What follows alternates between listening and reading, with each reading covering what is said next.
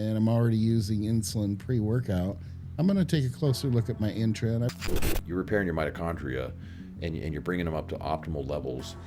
Your cells are healthier. You're going to get more life cycles. All right, let's try again. All right, let's get nasty, James. That's a big dumbbell. Yeah, it is, man. And it's measured in kilos. It makes it even heavier. Yeah.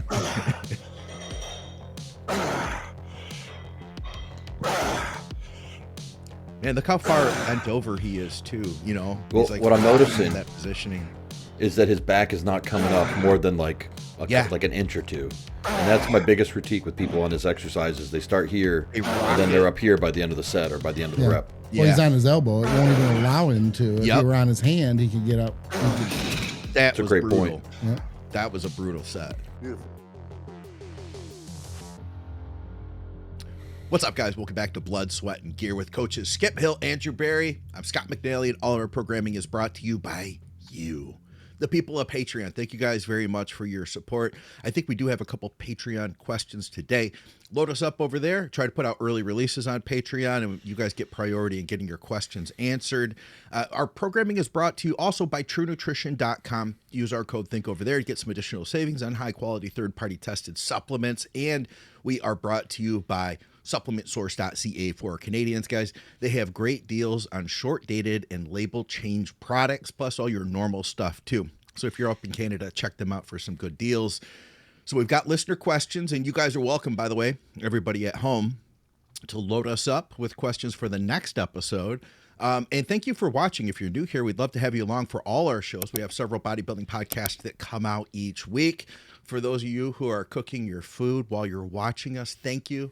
That is the highest honor of a YouTube bodybuilding channel, that you would prepare your meals while you're, or doing cardio while you're watching our show. We wanted to start out today. I haven't watched this ahead of time. I don't think you guys watched this ahead of time either. James Hollingshead, like nasty trainer, like old school kind of hardcore dude.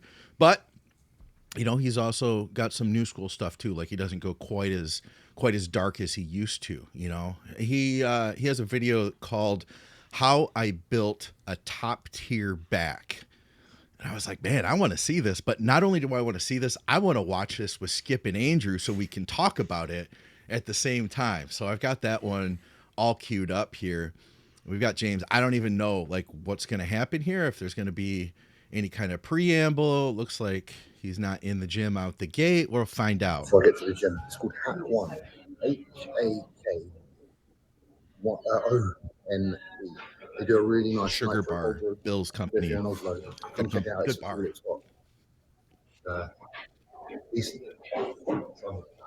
Anyway, this does not look like a gym. We've got some work to do. We've got a lot. It's like an art studio. Yeah. So that is what we're doing today. We'll be training back. And I've got a high day because my body weight is really low today. So let's go have some fun. See you in a bit. All right, guys. Welcome. Hopefully you checked out the last video, which was the locker room talks here in the gym. It's back day in Harold's gym, my favorite gym in Norway. One of my favorite gyms in the world. Hopefully you've been checking out the previous videos. That gym is not on the first floor. In my opinion, the most down-to-earth. But you get some good natural lighting pictures. Videos available. That's what I'm seeing too, man. So if you haven't checked them out, go and have a look on there. Now, we're going to mix it up today. We're going to do something a little bit different. We're going to show you some exercises, some alternatives that you haven't seen yet on the channel, because there is so many different bits of kit here. So we're actually going to use an assisted pull-up machine today, which is something you probably haven't seen for a long time. Do you guys do assisted pull-ups ever? Great old piece. That baby. Rarely. They kind of really hurt my shoulders now. And I'm doing a lot of shoulder stuff to increase mobility, increase capsular space, but I do love them as an exercise. I know Skip likes them. Yeah, I do. I'm a big fan. Do you do them every week or? No. And I typically only use them with the neutral grip. Does that feel better on your shoulders? Honestly, it feels better on my bicep. Oh, okay. Well, that too. Yeah, it's just an odd, and because I'm so narrow shouldered anyway, it's not a great feel with the traditional grip. You know what we used to have, Andrew? It was we do this. You may have heard of this term. I think he called it like the gauntlet of death or something. It was John Meadows' thing where you would do assisted pull up 2 wide, 2 medium grip, and 2 narrow grip. And you would get a full stretch at the bottom. And when you pulled up to the top, you'd pull like all the way up to the point where you're like looking over the machine, seeing all the dust that never gets wiped off the top, and then slow negative down like a gymnast would, you know, like that gymnast level control. Oh my God, dude. Every time we did those, my back would literally spasm on the ride home. My lats would. We used to do banded with John. Oh, yeah, and then, yeah. Or sorry, you'd start out with regulars and then immediately throw a band in there so you get a few more reps and then take the band off, and then he pulled on you as you held it in the midpoint for like 20 seconds. And you're like... Yeah. The more quality of contraction in the back. Whereas I go really wide, it changes the emphasis onto the mid-back. So I'm trying to get a little bit more lat. So kind of like a shoulder width grip, just a bit wider. Sounds like Skip's jam. And try and keep that spine quite upwards, arced. And my hands, I like to keep rolled forward like they're over the motorbike handles rather than rolled back. Just a quick note too about the assisted chin. I much prefer the old school Cybex that you put your feet on. Same. Versus the knees. Yeah. I agree. I know what you're talking about. Yep. Just take your time. And really think about what you're trying to Skip, can you lean into your mic a little bit more or something? Because I feel like you're a little bit quiet compared to the other volumes. How about now? It's good. Okay, cool. Now, is it true if you pull with a really wide grip, it's going to work with width, and if you pull with a more narrow stance, you're going to get more thickness? Duh. That's what Arnold said, right? Yeah. I think so. Yeah. you like for a bit more aggression, like a narrow grip pull down or a pull over. Something else that's also essentially going to work the lats. All right, let's work. Ooh, we just got a close up of that beard. Yeah. That's a man beard. Yes. I've got 30 kilograms on there assisting me. So if I weigh 120-ish, I should only be pulling 90 kilos. So you'll know how weak I am now. I'll say this, though. I do appreciate assisted and banded over regular pull-ups. Yeah. Yeah, I feel it in my lats way better. I feel it in my back overall way better. You could control it more, you know. You control it, and I know I'm using my shoulders if I'm using if I'm doing it, you know, freestyle. Yeah. So yeah, let's try and see what we can do. Doesn't feel like there's anything on here. 1, 2. He's counting. 3, 4, 5. I know that feeling. You keep reducing the amount of help resistance, and you get to that point where that working set comes, and you're like, God, do I even have anything on here anymore? You know what I mean? Yeah. 8. I think it's good because it just keeps your body straight up and down. You're not doing a lot of this leaning back stuff to make the movement more of a row. 100%. 100%. Not my strongest position, I'll tell you. I like the look of this gym, by the way. Feels good. This particular movement, I feel like you get that initial tug under the armpit, which is something I really like. That microphone is not working very well. It just feels like it goes through the right places, you know? Sometimes, you know what I mean? Sometimes he's talking down into it, or when he's breathing, when he's training. I think, he's like, you know, because he's training, he's moving around. Yeah. Oh, we got a little different angle here now. Right. Got 10 on the last one. Be happy if I get anywhere close to that now. What is that? The objective really was Jingle All the Way? That poster on the That's right? old school. Yeah, it sure is.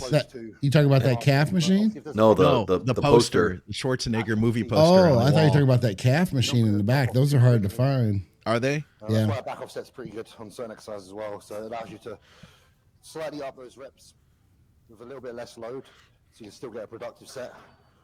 But on here, because of the movement, the way it feels, I'm just going to repeat set and hopefully get a few less reps and just push towards fatigue. Probably hard to find just because if you have an angle leg press, you're basically getting the same move, the same movement, the same angle on the calf anyway. But they're pretty uncommon, at least from the gyms I've been in, about as uncommon as a regular pec deck. Yeah. Good luck finding a regular pec deck these days anymore. Yeah. Good stretch there on these that he's getting. Yeah. I like that big stretch. You know, Skip, we were talking previously about favorite comedians on the pre-roll before the episode last time. Yeah. Underrated, I think Arnold's actually a good comedian because his acting is so bad. Yeah. Yeah. That is overacting. Like a serious movie, and you just start burst out laughing when he says something, you know? Okay, I love this gym. All right, broke my tripod. Guys, so it might be a bit wonky. This place is cool. What's it called? Haral something, Jim? Hold on a second. But we're going to use this handle. It's a little bit different. You can do like an underhand or an Harold? overhand. Harold's? I actually Harold's quite gym. like an overhand. Oh, they're in Norway, so they spell Harold with an So A. it's like a really Yeah. natural angle to pull with a slight arc in your back. So Okay, we're going to do a pull down. when I'm using this one, I like to kind of lean about here and then pull to the upper back. Okay.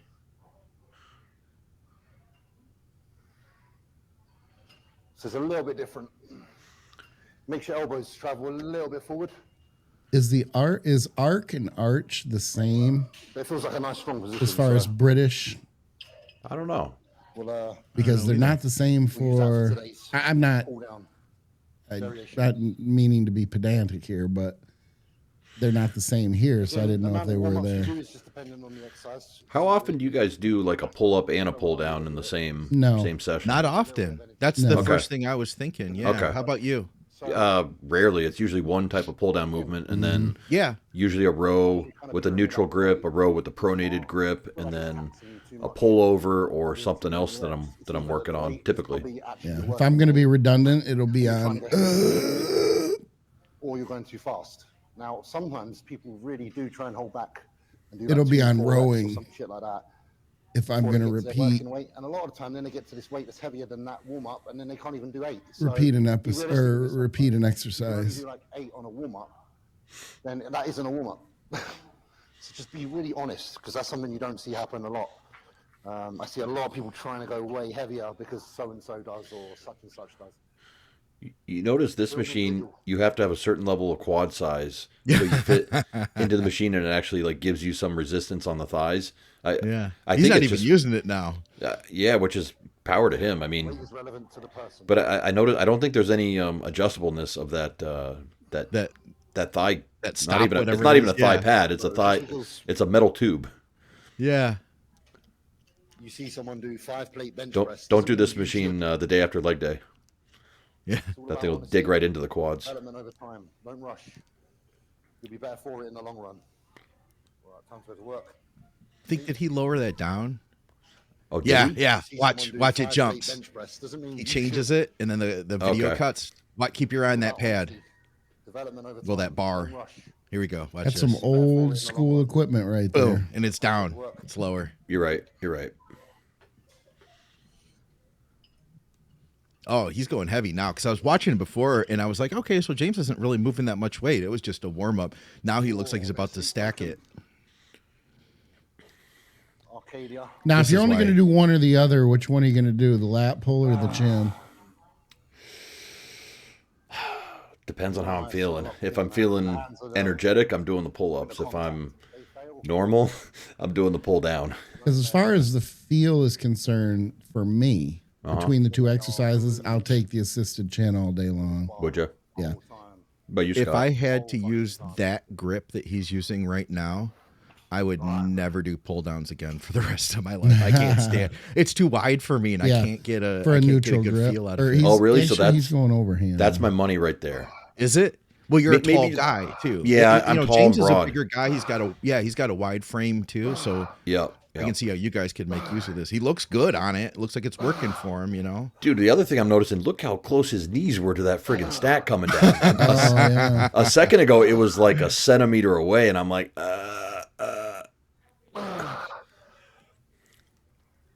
like, it's Yeah, he is creeping, dude. freaking- He's working this set too. Like this is hard. Little bit of body English there. Yeah. Oh yeah. Yeah. No Just question. I don't think armchair. to the point of unacceptable, though, do you? No. I I'm just know, being an I know. armchair quarterback. Yeah. I just say, Right. for anybody watching, they may be like, well, that's a lot of momentum. And I mean, I'm sure the 135-pound broccoli head kids are going to have something to Right. say about it.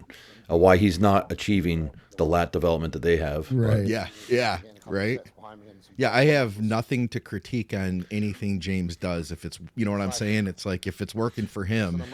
Oh, well, I'm just making commentary. I wouldn't presume I know you aren't. to critique Right. an athlete of James's caliber on pretty much anything. Yeah. No, I know what you're saying, though. The guy but, still like, squats 7 plates for 10 reps or something like that. Like, Yeah. you know what I mean? And I tell you, there's certainly a pattern where extremely well-developed physiques rarely will have flawless mechanics. I think people like Nick and, you know, like even Roman Fritz and guys like that, they're kind of the exception to the rule. That's true. Yeah. Justin Shire, another exception. That's the best feeling in the world. It's almost to the point where it looks like there's no intensity with some of these guys. And this isn't a critique, but with like Nick or Justin in particular, it almost looks like there's no intensity in the training because the reps are so textbook flawless. Yeah. Yeah. And obviously it works for them. Not knocking what they do in any stretch of the word. But whereas like you see James here, like he's grunting, like you see like he's It's more dramatic looking. Yeah. yeah. Yeah. That's when you know you can go the whole fucking way. But then when you lift and you see like the weight that they're using, like Justin on that chest supported T-bar, and he's got like 6.5 plates on it. It's like, oh God, just moving that at all, you know? Yeah. In your absolute being, and that nothing can ever get in the way of that feeling, and that this is as normal to you as breathing oxygen. All right, we'll see this set, and then I'll jump forward a little bit into the next Well, heavier. next This has got to be exercise. more normal than breathing fucking oxygen. Am I the only one that jumped? It's got to be like the intrinsic, unconditional love you have for a parent. We missed some stuff Your here, entire guys. life. You have to have that same love for this. You got to be married to this. You've got to turn up every single fucking day and love it just as much as the first day, if not more, as your life gets further along the line. Because things get harder, but when you love it, it doesn't matter how hard it gets because you love it. You know, everything he's saying makes sense, like to people who are, you know, passionate about training and everything else. But do you know how bizarre that would sound to the average person? It would just literally make people roll their eyes and be like, yeah, okay, buddy. I see what you mean about those knees there. Dude, I'm getting worried. Very close. Maybe it's the angle. It ain't that much of an angle. I see what you mean, Skip, that like to me that was a completely normal statement. Like I totally understand that.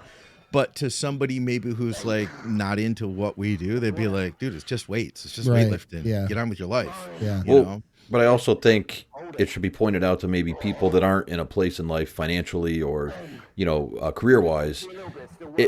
You can't necessarily have the bodybuilding is life attitude because, well, you got to support yourself. You got to pay your bills, and you should be moving forward because at some point your physique isn't going to look the way it did in your 20s and 30s. You know, I think I totally commiserate or, you know, relate to what James is saying with an asterisk of like, but also as long as it's not deterring you from moving forward in life in general.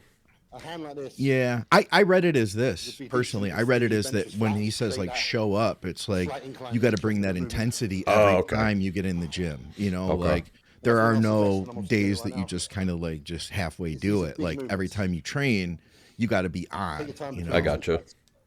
Don't sell one side short because you're in a rush. Oh, dude, I see that all the time. He just said, don't sell one side short because you're in a rush. Do you guys ever have anybody send you video and they do one side of a row and immediately jump straight into the other side without having taken a break? And I'm like, number one, that wasn't really hard enough if, you know, you didn't take a break. And number two, I don't know what number two is. Number two is if it was hard enough, you're shortchanging the other side. Yeah. Just from an oxygen utilization standpoint, you're going to gas out before you even hit muscular fatigue. This gym has a third floor. I will tell you though, back in the day, one after another. Yeah, you didn't. Yeah, like it wasn't even. No, you never waited. Really? No, never. Is it because you had a buddy training with you and You were just like, Yeah, I don't know. I think it was just so, because I was trying to think of the reason. It was just accepted that had you waited, it probably would have been like, what the f- are you doing? yeah. Like, get after it. Seriously. Like, You just training one side of your body today, that yeah, kind of thing. Yeah. Yeah. I have a feeling James is going to go hard on this set.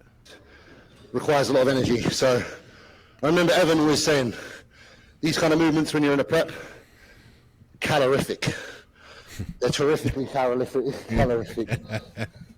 All right, let's try again. All right, let's get nasty, James. That's a big dumbbell. Yeah, it is, man. And it's measured in kilos. It makes it even heavier. Yeah.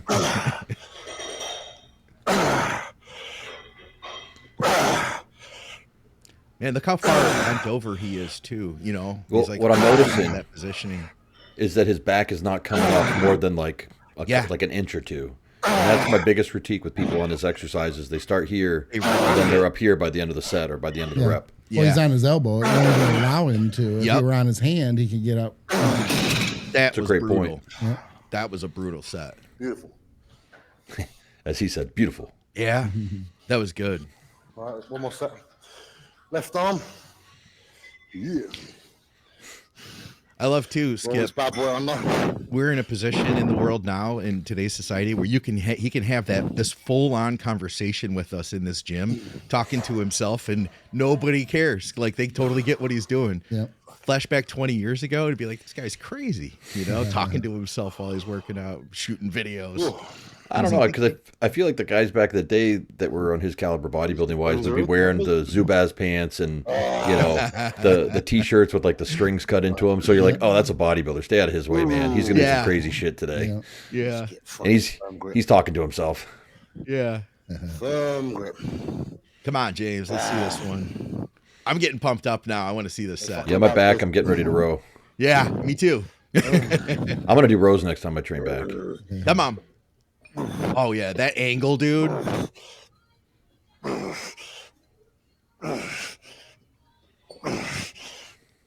Nice. Come on. Good stretch. Still getting his elbow up too. Yeah. Nice. Those are all full reps. Good point, man. Still a full rep. Come on. Yes. Hell yeah. Blew the whole a set good by set. not resisting the negative on the way down. Again, Does this guy even lift? Get your But so brain in far, mode. you know what? These Ooh. 3 exercises, bread and butter. They're basics. Yeah. You know, Oh, yeah. There's nothing novel here. Well, and I also want to point out he's in a contest prep, and Right. as he's saying, like the calorific exercises, he's probably not having to do a shit ton of cardio because he's Yeah. not doing machines that are comfortable, that are keeping him in a seated position. Trying to get the most ridiculous He's doing the hardest stuff possible. rear relax shot known to man, so you can win the show as soon as you turn around. You're only going to do that by lifting some serious tin.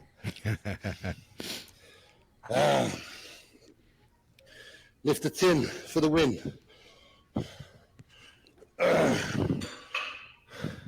That was a decently short break if he's going right back into it, considering what he just did, you know? Let's try again.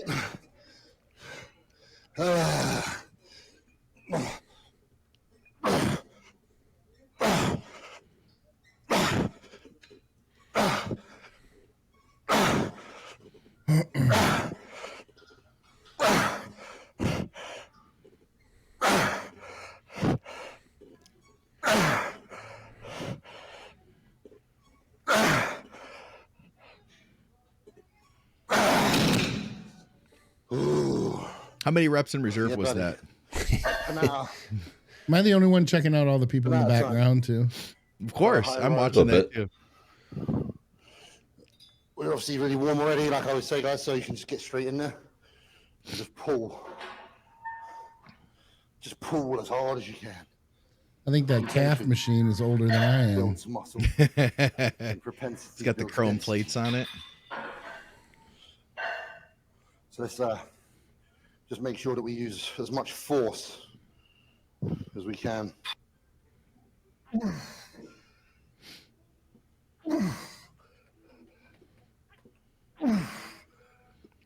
He gets a really nice stretch on everything he's doing with his back, doesn't he? Yeah.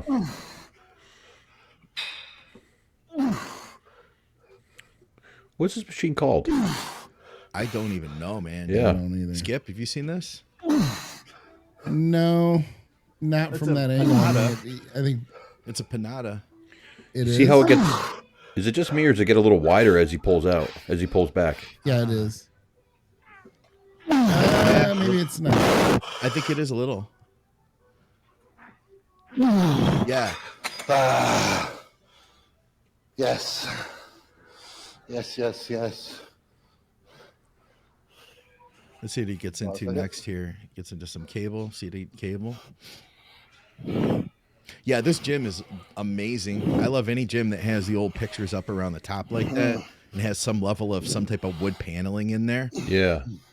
You know, there's been a lot of good physiques through there over the years. Mm-hmm. Yeah. And I always say, like, I like my gyms clean, but not like that clean. You know, like a lot of the new gyms today. Too clean. Yeah. Like, I like it. It's got some life to it. Some, you know, it's got some history. You can just kind of smell it in the air. I like how that's feeling. So And you notice, like, it's got the Panada stuff, but it's not the brand new Panada stuff. it's not really. Yeah. I always like the older versions of good equipment versus the new stuff they make. Still do an overhand, and it'd be beneficial for back.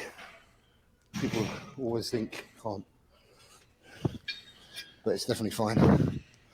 That felt pretty good to be fair. So we'll do that again when it comes to time. Rest up a little bit first. Be nice if they made a Do it again. long pulley row with an adjustable seat bench too. With the what? Adjustable seat bench. Oh, yeah. I mean, you could adjust the pulley, obviously, too. But the seat bench will probably be easier. Let me ask you guys, what do you think about, like, when you're doing the rows? Stretch on that as well. And you notice how he was, like, leaning forward like Arnold style at the stretch, Yeah. and then kind of using his back to pull, and then got a full row at the end. How do you feel about coming forward like that? I can't do it. Yeah, I don't like it. Way too much of a I think they really will vulnerability. have to. Yeah. I think it depends on the situation. If I had somebody who really needed to grow like they needed a lot of lats, I would want them to be more locked into it because I'm afraid that they're going to start using more momentum. Yeah. Whereas if it's a guy like with his experience, then I'm going to be like, well, you know what you're doing, you know? And even if he is using like some level of momentum, maybe that's allowing him to get a better negative, like a heavier negative, you know? Sure. But for somebody that doesn't have it back, I'd be like, let's not do that. I think it would be said, though, that technically the erectors should be used for bracing only, not for movement during that exercise. Hyperextensions as well.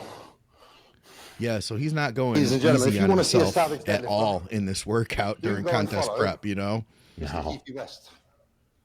He's natty and he can pull fucking. I'm sorry, I should have said for our audio Freaking people numbers at like I used home, I should have been telling them exactly everything we're doing. He's getting into Well, deads that's now, the 4 intro. exercises in. Anyway, This is going to be terrible keep 20 trying. minutes for our audio listeners. And how many working sets so far has he done? it's fucking hard, man. 2 lat pull, arguably 2 assisted chins. Very, very Is that good. 2 on and the he's dumbbell row? I think what he's doing is Dumbbell 2 row. top sets, trying to match reps on the second one as close as he can to what he got on the first one. Yeah. Yeah. So 2, 4, 6, then the Panada machine for 8. And then this will be a second set of deads for 10.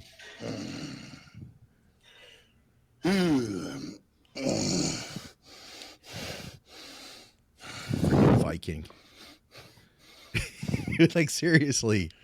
He's got to have some Viking blood in him. Yeah, this is where I tap out. Ooh. At the end, you know, all that other stuff first. If I were to do deadlifts, I would absolutely put them at the end. This is what we used to always do training with Shelby. Yeah, I'm not walking around with lower back pumped up trying to do other back exercises. And it limits your overall strength that you're going to use on that exercise, so it's going to be a little safer theoretically. Yep.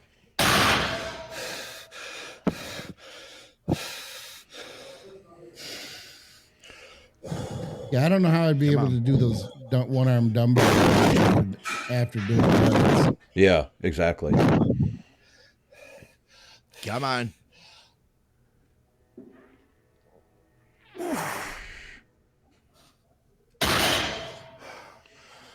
Yeah, total Viking. He had I'd put another money on one. it if we did a DNA test on take that. James that he has Viking But if you've blood. been wondering what straps I'm using this session, we have the industry wrist and wrap with the rubber adhesive. So that's I don't how know I'm that, not losing that grip. company. Industry. I've never heard of them.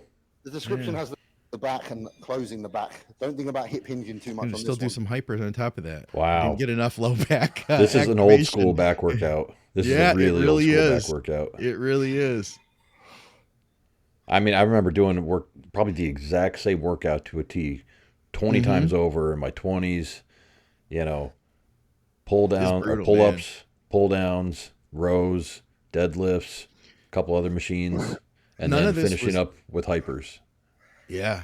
And none of this, I wouldn't call any of this easy. Like none of No. this was like, here's the easy, here's the pump stuff. You know what Yeah. I mean?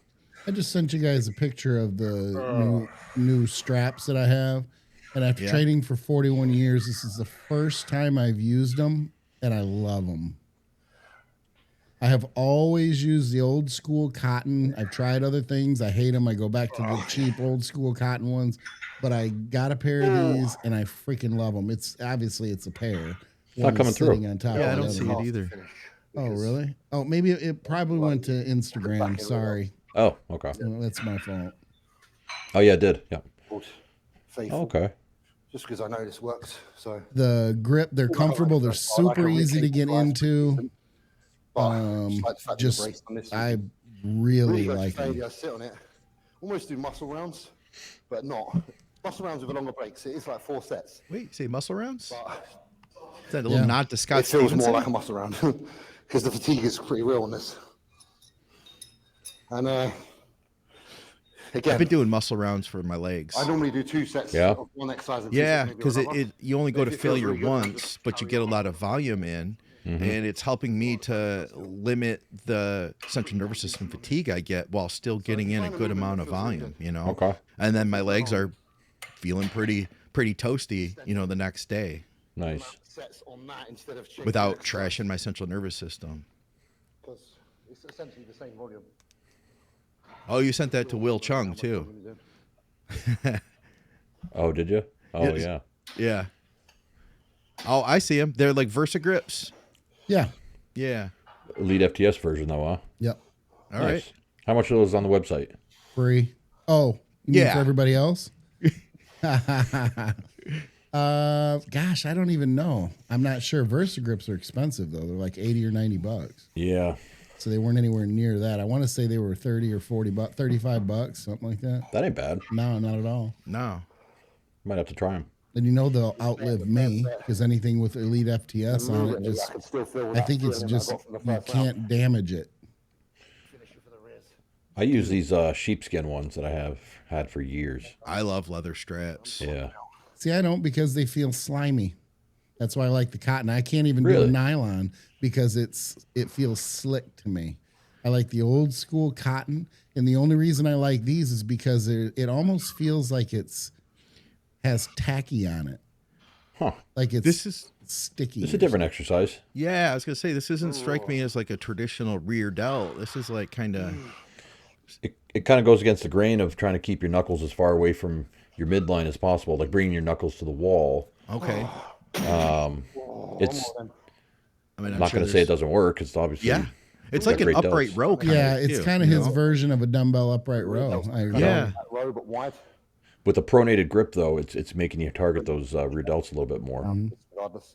I don't really count it as work because it's not that intense. Yeah, for anybody who still is a good listening to little- this on audio, guys, go to Spotify Addition, let's just say. or to YouTube so you can Short rest see the periods. video. Watch this with us. Just tickle the rear delt. Just tickle the rear delt. Is that what he said? Again, I'm only using 16 kilos, so it's not All very right, I heavy. think that was Just wanna about use it. something you Every can time run a that I shift think today. it's done, it's nope, that's not it. Doing Then he's going to calves. got to do calves at the end. All right, James, you're a freaking monster, and I think we can all agree on that. We'll stop it at that. Wouldn't it be nice if your job was to continue becoming the best bodybuilder, like your livelihood, Yeah. sponsors are paying you to do this. So those calves is an afterthought. They're not an afterthought. They're what you do. Your Part of his abs, job. you're Yeah. stretching everything. Yeah. It's pretty cool. Yeah, I agree. It's pretty cool. I'm a huge fan of him too, like just his personality and everything about James. So I'm excited to see what he can do over this, in this next show. I don't think the issue with James is ever his preparation or his musculature. I think for him, it's those last 3 to 4 days where the pictures we see where he's bone dry, I call it Caucasian peeled, like skin Yeah. is so thin. And then what you see on stage is you're like, where'd they go wrong? Because he tends to have a watery, not as dry look as some of the other competitors. And sometimes it's skin tone and the way the tan hits some of the white guys, Yeah. But I would just I'm with you, Scott. I've always been a fan of his. I want to just see him nail his peak. And I think he did a good job. I got to see him in person at the Detroit Pro. I was That was his literally best. Yeah. second row, man, 6 feet away from him, hitting his most muscular in the pose Yeah. down, And it was so good. And I talked to him and his wife afterward. And what it's been too is that they've had to load him with so much food. And it was her. She had said like, hey, with how much food he's eating, Stefan wanted them to keep it clean. She was like, no, he needs to eat a burger. And they let him go out and eat a burger and fries or whatever. And like that worked better. And so they realized like they've been trying to keep it super clean with tons and tons of super clean food going in, but they found like they think there's something to it, adding something that's going to be a little dirtier to really get that pop they need. Mm-hmm. Makes sense. He did look a lot better at Detroit than he did. Was it the Arnold, I believe? Yes. Yeah. So. It was interesting because talking to him at the Arnold, he was still pumped. Like he was, number one, just like honored to be there again. Mm-hmm. But then number two, he was like, we're on to something, and like he had that attitude, which was cool. Nice. Yeah. It's awesome. Hey, do you notice this, Andrew? Jumping straight into listener questions, and you guys are welcome to comment with more questions. Rascal says, does SLU raise heart rate? I noticed it raised my heart rate, and initially it raised my blood pressure too. Yep. I'm not going to say it's a side effect that 100% of people will experience, probably 50-50. Yeah. And so, to the case where some people, it's like we have to back off the dose because, it's bedtime and their heart rate's 110, 105, So, yeah, no, it is a potential side effect for some people. So, when we talk about compounds being pretty innocuous in terms of side effects, this is one we probably should mention that I always do forget to bring up. So, because I don't see it as much of a bodybuilding supplement as an anti-aging kind of health supplement. Yeah. You know what I'm saying? Because I really do think you're repairing your mitochondria and you're bringing them up to optimal levels. Your cells are healthier. You're going to get more life cycles. You're going to get a longer, healthier life out of it. So when I talk about these things, I think of them more as a background health supplement / it's like taking your car into the shop to get the oil changed, the fluids topped off before you get on a long journey. I love that analogy, man. Yeah. I think that I can't think of a better one. You said that on the show a while back, and I've stolen that, and I've used that now when explaining it to other people because I think it's so just bang on. I have so many analogies, and my training partner, she would always be like, "Oh my, hold on. Let me write this one down." She wants me to start an Instagram page with all my analogies of like, I'll be sitting there and I'll be like, well, a prep is like a journey, when you're going off to sea and you got to make sure that you got the right amount of food and you got the right amount of clean water and you got the right amount of vitamin C so you don't get scurvy. I'll come up with all these funny analogies. I end up with a bunch of them too. Like, well, it's like driving a car, or it's like building a fire, or it's like cutting a lawn. I'm like, kind of all these. What about Daniel asks us how many weeks into EQ cycle should one check for thickening of the blood? First off, this isn't exclusive to EQ. All PEDs. I don't know of a anabolic androgenic compound that doesn't have an effect on blood viscosity and whatnot, right? Can you guys think of any? Nope. So I'm just saying that as an aside, but I mean, I don't know. I've never started a cycle and had a full panel done 4 weeks into it. Right. It's more like, okay, let's see after 10 weeks or 20 weeks of the cycle or after the cycle, or usually before a cycle to make sure it's okay to do the cycle. So I can't give a direct answer. I don't know if you guys ever done labs like 3-4 weeks into a cycle and been like, oh, my blood's already up. No. And even if it was elevated, my next question would be, well, how much more is it going to elevate? So to me, 3 or 4 weeks in just doesn't, it's not, yeah. Or would your question be like, well, what are you going to do about it if it is? Yeah. In a sense of, are you going to stop your cycle? I mean, yeah, I would check usually. Well, usually we want to know before the cycle, right? Like, yeah. Are you already borderline? Like, because there's the argument nowadays. It used to be 15 years ago that we would like, everybody was like, we got to keep your hematocrit in range, and now everybody is kind of taking the opposite approach, where it's like, nah, it doesn't matter. Hematocrit, did you hear? It doesn't matter at all. You know what I mean? That's kind of the vibe I get. Okay. But it's like, well, okay, so then so 50 that's all right? How about 55? Okay. How about 60? How about 65? Like when does it not become okay anymore? Yeah. Like what stage of kidney failure is acceptable? Right. Right. Like, right. Yeah. I mean, I think what you got to look at is you do in the cycle, understanding that you're doing some type of damage to your blood work and your organs, right? And then the only reason why we ever go off PEDs is to have that time to recycle, replenish, and reheal those markers, right? Otherwise, if these things didn't happen or they were not a big deal, we would just stay on massive cycles ad nauseum for all of time, So I think it's if you have the thought process of, I'm going to do the cycle, I'm going to see where I'm at afterwards and figure out how much damage, quote unquote, I've done, and then have an appropriate amount of time to deal with that damage, not just to clean it up, but to have a period of time where you're in a good health phase. You know what I mean? Because, and Dante always used to say this, okay, you got your labs done 8 weeks after your cycle and everything's normal. But did it just get normal, 7 weeks and 6 days into it? Or have you had a period of time of, a month or two where things are good and normal? Yeah. So I think we always got to keep that in the background in terms of our thought processes. I know I'll have clients sometimes do blood work at 15, 16 weeks out. And because they'll say, well, how long, do I do the cycle? Yeah. Well, how long are you comfortable doing the cycle? Because these are the risks and these are the pros and cons. But if your markers come back and they look pretty good at 15, 16 weeks, push another 4 to 5 weeks. Mm-hmm. At that point, it's not likely that all of a sudden in 4 to 5 weeks, after being on for 15 or 16 weeks, that you're going to then all of a sudden have egregious, numbers. Yeah. So you're not going to fall off the cliff in 4 weeks. Right. Yeah. And that's what I'll check before. And if everything was in a position where we're like, hey, we're good here, these at these levels, I might check again at that 12 to 16 week range. If we're going to say to ourselves, let's try to push it. That would be the thing of like, okay, we're at say 14 weeks in and we're thinking, everything's telling us like your strength is getting better. You've got a lot of room left to grow. Like you're not holding a ton of body fat yet. Everything's telling us like, let's keep doing this, but let's get your lab work done and see where your hematocrit is, That's a good approach. That's kind of where I've usually taken it. And then we can make a decision based off of that.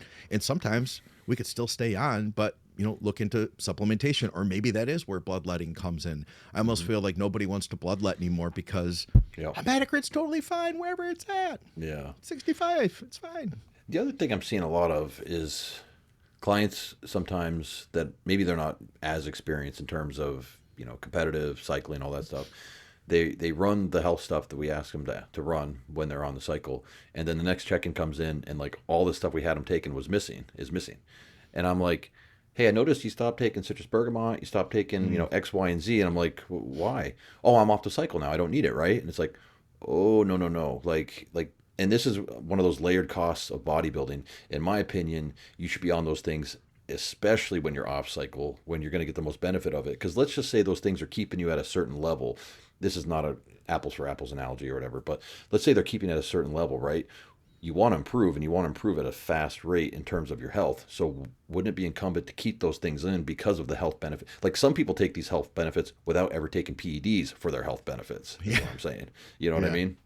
Hey, what's up, guys? I have a lot of people who reach out to me on a regular basis who are trying to more effectively reach their goals. One of the biggest mistakes I see people make is that they're not getting enough protein. And there's only so much chicken breast we can eat through the day, but we can easily add a high-quality protein supplement to boost those numbers up. True Nutrition has just about every protein powder you can think of, from high-quality whey isolate isolate. If you don't tolerate lactose, then you could use their beef isolate, or you could use their pea protein isolate if you don't eat animal products. They literally have everything you could think of. I've believed in them for like a decade before they advertised with us, and they never went out of their way to say like, hey, we want to promote our stuff through you. I literally asked them because it's a company that I believe in, and at the end of the day, I want to see you guys reach your goals as effectively as possible. So if you use our code THINK at True Nutrition, you'll get some savings, you'll help to support our programming, and you'll get some high quality products to more effectively reach your goals faster. Hey, Skip, question for the next show. After a cut, how long should you take before you bump up the calories so you don't get fat, and how to speed back up your metabolism? Cheers, guys. Love the show. It's so individual. And at the same time, we've tried to put numbers on this before to try to give people an idea. You know, coming off of a really aggressive cut, you're probably good to go, 20% on your calories at first, 25%, and just evaluate, from there. And, cool thing, I have a client who came off a show, got into great condition, and we start to reverse out, and his calories are literally over twice what they were in the cut, and the skip load is all day on Saturday with a meal Friday night before bed, and he is continuing. He's only added 3 pounds to his stage weight. The metabolism has responded so well to the adjustments that we've made. And this is only over the course of just, 8 weeks or so. It's in there somewhere, 8-10 weeks. But the calories have come up considerably, but because the incremental changes are relatively small, outside of the first one being, and it's off the top of my head that it was probably 25%. It's just been 200 or 300 calories a week. After that. Now, it may not have been exactly that, but it's in the ballpark of that, just changing it every week and then adding another skip load meal and then adding another skip and seeing what I call a baseline for the first 4 or 5 weeks. And I'm like, man, I got to throw more calories at you because you're literally returning to your baseline weight every week as we add all these calories. And of course, he's getting significantly stronger because recovery is, much better than it was before. The calories are higher. The gear is very, very low. I believe it's TRT, but I'd have to check on that, which just reinforces that a lot of times when you come out of a cut phase, whether it's a show or a pretty dramatic cut phase where you got real lean and that means you're real insulin sensitive, man, you're going to grow without that gear. You just don't need a ton of gear coming into an increased calorie, basically going into a surplus and building those calories. Now, I'm not going to sit here and pretend that food is as anabolic as gear, but I do think a lot of people don't accept how anabolic the increase in calories really can be. It's almost as if you can count on the food before the gear in the off season, especially coming out of a cut phase, where going into a cut phase, you start to, as the calories get lower and you get into a deficit, you're almost kind of relying more on the gear and less on the calories. So it becomes 100%. This switch. 100%. I'd agree with that. Andrew, you good with jumping to the next question? One thing I'll say real quick is that, and it sounds like that's a reverse done 100% right, Skip, in my opinion, is why not get in shape early enough that you can really kickstart or start that process 4 or 5 weeks out. Yeah. I mean, I can use my wife as an example. Right now, she's eating more food than she was in her off season at the peak, and she's in her contest condition. It's just kind of continued. And yes, there's some help with Retta in there, but it's been kind of cool to see just how lean someone can stay while essentially almost doubling their calories. Yep. Right on. All right. What about what supplements, Andrew, would you look to add pre, intra, and post? And do you guys notice the difference between creatine forms like monohydrate versus HCl? So he's looking for supplements that you would take pre, intra, and post workout, over the counter stuff. I'm guessing is what he means. So no halo. Okay. Yeah.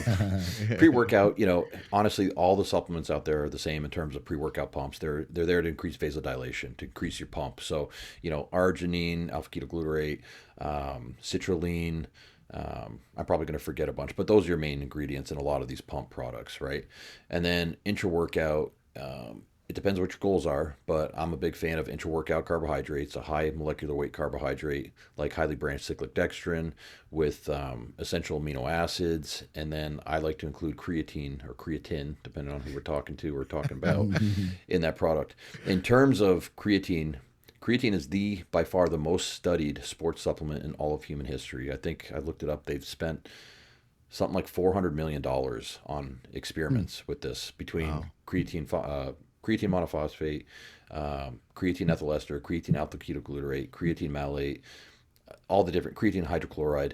And what they came back to after spending all that money trying to find a better, more efficient creatine monohydrate. Yeah. The same old-fashioned Creapure from Germany is the best source. So, I think what you find with the other creatine sources sometimes is some gastric issues. Like I remember creatine malate and creatine ethyl ester was causing some GI issues for a lot of people. Creatine monohydrate, and I'll say this too before I move on. Creatine monohydrate, I'm a big fan of larger doses of it. There were periods in my life. Now. Yeah, there were periods where I was like, creatine doesn't really do much compared to testosterone or compared to some of the other compounds. Well, yeah. Which it doesn't, but okay, yeah, it obviously it doesn't. Yeah, if you had to take one or the other. Yeah. 500 Tren E or creatine monohydrate. Creatine. No, but I think upwards of 20 grams a day for a guy over 200 pounds is totally fine. Not necessarily all in one dose, but like I myself, I take 10 grams in the morning and I take 10 grams intra-workout, so... I've been blasting 10 to 20 somewhere in there for the brain stuff, all the stuff with like dementia and all that. I'm like, man, I don't need that stuff, and I probably be the first guy to get it. So why don't I take some creatine if that's going to help at all?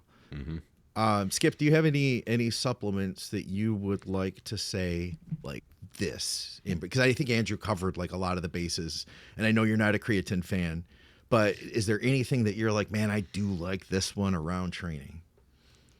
I don't know if I notice anything specific with any of them, but on paper, because they're relatively inexpensive, I have put creatine is a good example, but I'm not a huge fan of it. Never really have been. And then I thought, you know what?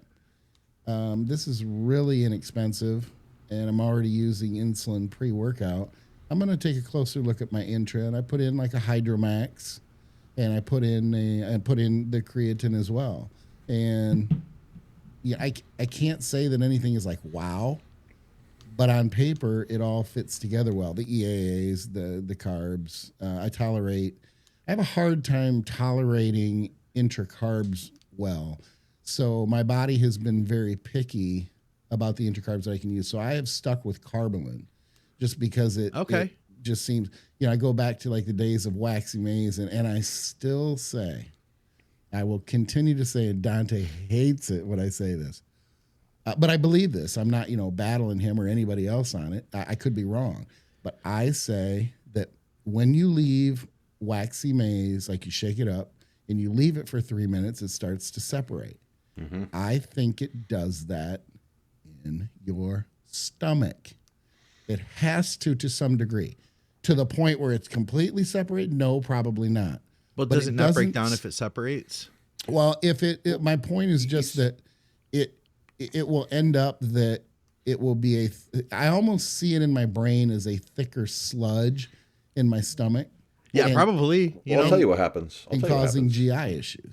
I'll tell you what happens because it's not an isotonic solution anymore. And if the water is separating from the actual carbohydrate source now, and you're absorbing the water in your lower GI as it's passing through, now it's telling the rest of your body, it's saying, hey, we're in a sympathetic situation where we're trying to train, but we're also engaging parasympathetic where we're engaging blood flow and water to the gut to help dilute the solution so then we can keep passing it through and absorb it in the small intestine. So I think you're right, Skip, about the Waxy Maize 100%. It'd be the same thing as trying to drink, I don't know, like a way further example is, you can take ground oats and mix them into water.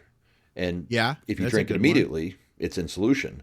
If you let it sit there for 2 minutes, Right. the oats are all on the bottom, the water's at the top. It's the same thing. Now, we wouldn't be drinking oats during a workout, but you know what I'm saying? We wouldn't be trying to drink oats during a workout, but it's sending mixed signals to your body via the brain saying, are we in parasympathetic rest and digest, or are we in sympathetic fight or flight training? Right. So I could see why some of these carbohydrate sources wouldn't work for you. I remember, you guys might too, the Vitargo experiment, Justin Harris and Steve Kuklo. And they both said that they tried to load on the Vitargo, and it just felt like this massive lump of gel in their stomach. And I can see that because the viscosity would have been so, I mean, think about how thick and nasty that would have been. Not enough water. It just seems like it's just, But for whatever reason, like I say, the carb, and I don't know why. Maybe it stays in solution better. Maybe it's just the type of carbohydrate it is, but I tolerate it well. So I've just always stuck with it. I think it's going to come down to the molecular weight of the carbohydrate in general. Yeah. Yeah. And I'll say this too, try it for yourselves. You know what I mean? Like, cause I'm thinking back 15 years, there was a time that like, I did buy some highly branched cyclic dextrin, but in order for me to buy that, like I was really tapping into my finances to do that. You know what I mean? Especially at the doses that we were running it. But I could afford True Nutrition's Carbo Load because it was like, yeah, God, I think they have it. And this is, I mean, it is a plug, I guess. It's the cheapest carb on the market. You get, I think it's 15 servings for $20. It's 50 grams per serving. So if you do a half a serving, you get 25 grams of carbs for your next, 30 workouts. Like that was cheap. And so I used a lot of Carbo Load. It worked fine for me. But what I was warned was, hey, see how it works on your digestion, because it's not going to be as likely to digest as well as highly branched cyclic dextrin. And it was like, you know what? It's working for me. I'm going to keep using it. Right. So I'd say if you're in that position financially where you don't have an option, don't completely sell yourself out or, shut the idea off. Try it, but be prepared. You know what I mean? That'd be my thought on it. What's the most intra-workout carbs you ever use, Scott? 200. Okay. Yeah, I've been there. Yep. Yeah. I haven't. No? I don't think that'd work very well for me. No? I've been as high as only like 90 or 100, and with EAAs and everything else, I'm like, I feel like I'm pregnant while I'm training. Yeah. And too, the water content matters. I mean, I have we got about a gallon jugs. Yeah, exactly. Yeah. 2.5 liters. And so it depends. If I'm sweating profusely, okay, I might be able to move through it quicker. But Andrew, did you have to train yourself to drink that much? Because I don't, for me, it didn't start at 200, but we built it over time, and you got used to drinking more and more fluid. Because I couldn't handle the gallon Intra, and have it finished before the workout was over.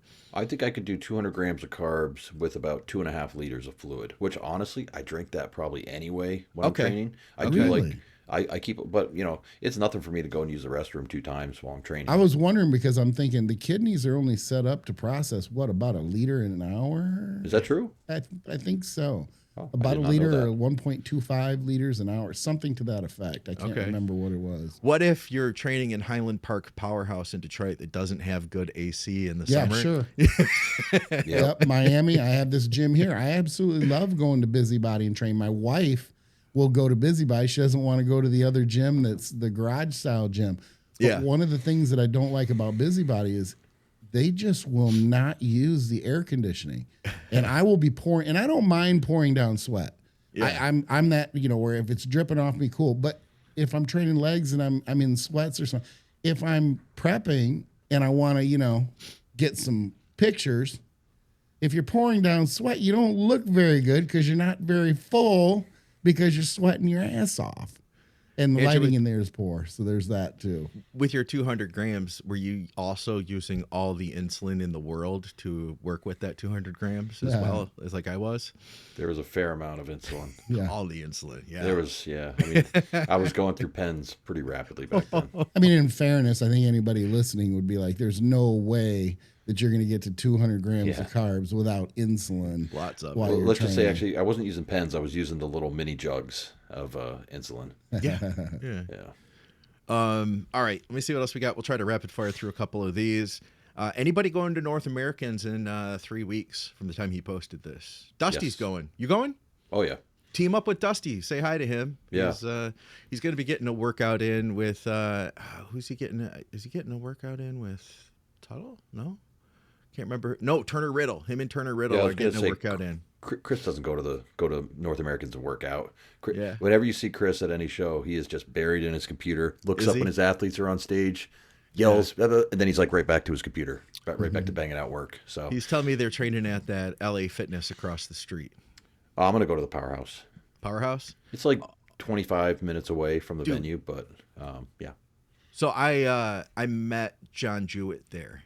And this is before John Jewett was as big as he is now. Mm-hmm. And I didn't know it was John Jewett at the time. And I worked in with him. I was like, hey, you mind if I use this back machine with you? And he's like, oh, no, go ahead. And I looked at it and I adjusted it and put the weight that I needed to use. And it was pretty heavy for me at the time. And I put it down. He was like, he jumps in and he took the pin and was like, like 7 down. And I was like, oh, okay. I remember thinking, I was like, okay, this bro is going to have some pretty wacky form here with that much weight. Like he's going to start, I get ready to see this dude start yanking this shit, you know? Nope. Perfect form, perfect technique. And then afterwards, my girlfriend was like, hey, I think that was John Jewett you were training in with. And I was like, really? I was like, I think you're right. I'm terrible with faces in person. You know what I mean? Yeah. So, then I met him like a week after that or something. But that was some time ago. Nice. But yeah, team up with Dusty. Well, I know it was some time ago because you referenced your girlfriend. Yeah. This Exactly. is Victoria. Yeah. I've got a couple clients I'm probably going to meet up with out there. So okay. I love that show, man. It was good to me last year. I had 3 pro cards. Hell yeah, dude. So Get the cinnamon rolls at 350 Bakery. I don't eat junk food, man. I'm just telling you, you have to. Either that or get them for your friends. I don't know what to tell you, but there's sticky buns and cinnamon rolls are some of the best I've ever had. 350 Bakery. 350 Bakery. Yep. I'll It'll write take that about 10, 12 minutes to get there. It's up in the hills a little bit. Everything is. Yeah, everything much. takes 20 minutes to get to, even if you're 5 minutes away. And 3 bridges. Yeah, you're going like this, and you're going back across the bridge again just to take a right turn. It's like, what? You're like, as the crow flies, I should be there by now. Yeah. Oh, good friend of the show, IFBB Pro Paige. She says, question for the next episode. Can you guys talk about your approaches to training during peak week? Also, that's okay. I didn't need a shout out for the Tampa Pro. 100% kidding. I'm still honored. Andrew recognized me and said hi backstage when I was pumping up to go out for figure. Listen, she looked freaking incredible. She had a great. I think this is her first. Was this her first pro season? No. Yeah, she did. I believe the Chicago, and then she did the Tampa, and if I'm not mistaken, I don't know if she did Texas, but I think she probably did. If I saw the other day, the Atlanta show. I'm going to try to make a mental note to drop a picture of her in here. I'm sorry if I forgot. Very improved from when I saw her at Universe. So very improved. I saw her at the Arnold, very off season at that point, but she was like looking like she put on some size. Yep. Paige is from Milwaukee, I believe. Yeah. So if she is listening, please have a duck fat burger for me at Wild Roots in Milwaukee. But you're probably prepping and dieting too. Boring. But if you're not, get a duck fat burger for me. I feel like any contact with Skip is like, hey, great to see you. Hey, when you're out in roll. so make sure you go to this restaurant on this street. I haven't been there for a while. I haven't been able to visit the kids, and we were supposed to go a couple weeks ago. So now I got to wait a month because one of our daughters bought a new house right next door to their other house. Oh, but it has like this guest house. What was that? I'm just having a lot of spasms. I was like, what the hell was that? The Even guest house, like, what's up with the guest house? I just move my arm or anything. Anyway, and it comes and it goes, thankfully. But they bought the house next to it. It has a guest house. So, and my other daughter, the two are graduating together from the University of Wisconsin next June or next May. And they're going to rent the guest house. So they're that tight, because at first I was like, that's a bad idea. You guys are going to be way too close. But they're like BFFs. Growing up they weren't, but they are now. So they're moving next door. We're going to visit them as soon as they move in. Nice. All right, so peak week training philosophies or training systems. What do we all suggest for that?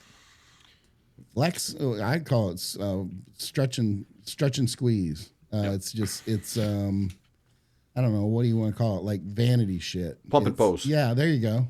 Pump and pose. I mean, like that. that's the time you wear your tank top, and your workouts are of actual training is 45 minutes tops, and you're just getting a good pump, making sure you look good in the mirror. You're not testing anything out. You're not, no matter how strong you feel because you're all loaded up.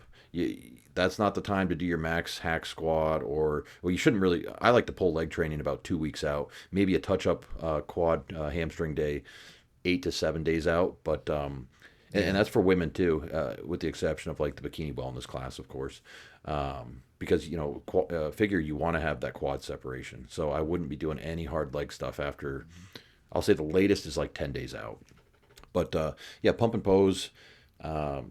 Really, you should be spending more time on your posing, working through your posing routine, making sure your quarter turns are perfect, and that's where a lot of your energy should be actually towards the end of that prep, towards the last 10, 12 days. Yep. I don't have much to add there. You want to go in the gym, get a pump, get out before you do something stupid. You also don't want to deplete yourself to the point where you're just making it harder for your coach to fill you back out, right? This isn't the time to do endless workouts just because it feels good and you look good. Just enough. Because you're not building any muscle in those last 10 days. No, and you're not like etching anything in either. You're not etching anything. No. Yeah.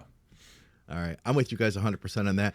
I think that's a great place to call it. This is a fun show. I hope you guys enjoyed the reaction hangout that we did. I had a fun time doing it. I hope did you guys like that? Yeah. Cool. All right. Well, I hope everybody the home background, liked it too. his noise his video was a little loud. I don't know if the viewers are going to be able to hear us all that well. I think that it's so post-production, Skip, it all's on separate channels, so I can adjust that. But I've noticed too that sometimes when we do It's Just Bodybuilding Reacts, that one of us, it's usually like Ron, will be like, holy shit, can you turn that down? And I'm like, it's not that loud. So I think it's like maybe the channels are a little bit weird, the way they come through, and you might be hearing it louder than everybody else. Yeah, because I had a hard time hearing you or Andrew.